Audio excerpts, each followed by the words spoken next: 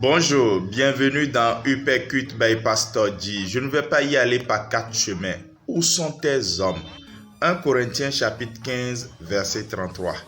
Qui sont tes hommes? Où sont tes hommes? Parce que c'est déclaré dans ce passage que les mauvaises compagnies corrompent les bonnes mœurs.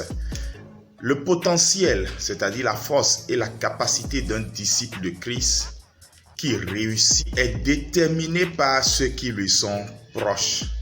Un grand enseignant du leadership a pu déclarer ceci.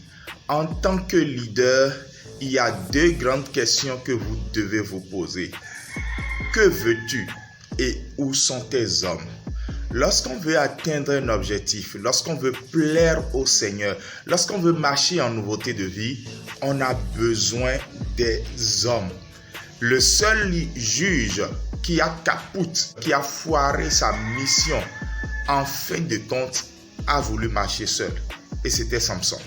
C'est important que cette perspective de vivre la foi chrétienne, de réussir dans ce qu'on entreprend soit acceptée et saisie par tous.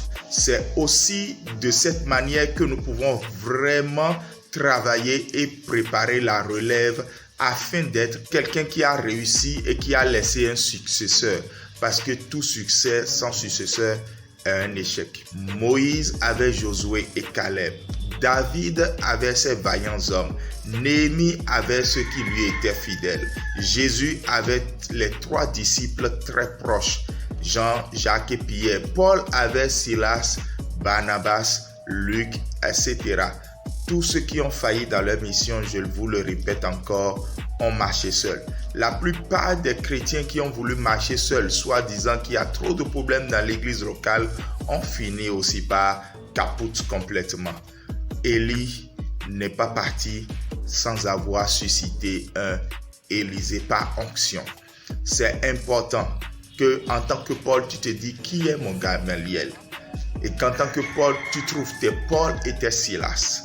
Qu'en tant que Paul, tu trouves tes Timothée.